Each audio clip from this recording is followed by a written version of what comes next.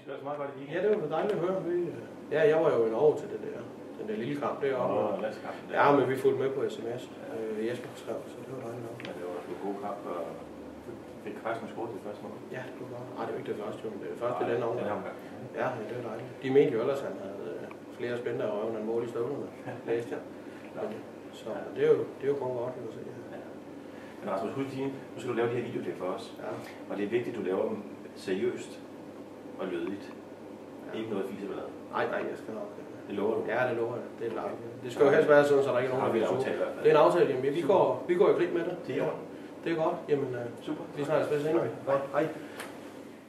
Goddag og velkommen her til den første videoblog fra Næstved Boldklub. Jeg hedder Rasmus og har fået til opgave fra ledelsen herude i fodboldklubben at lave en videoblog en gang imellem. De har jo måttet erkende, at de har sgu ikke så meget forstand på fodbold. Og ja, så faldt valget på mig, og det er jo godt. Det er jo en god dag i dag.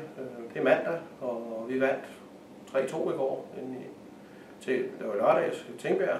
Carsten Jensen lavede det afgørende mål. Det var dejligt.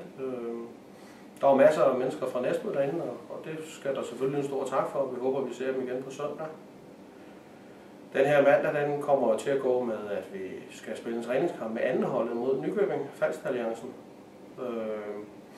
Hvorfor skal vi så det? Og hvorfor er det andenholdet? Jo, de har jo ikke fået pløjet marken dernede på grund af vejret, så de ikke kunne spille deres hjemmekamp. Og grunden til det andenholdet, det er noget, de har bedt om.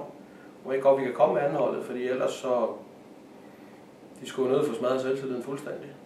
Så det er jo så, nej, det går ikke, jeg er nødt til at være mig selv. Jeg kan kraften ikke, det gider jeg simpelthen ikke, det er pis.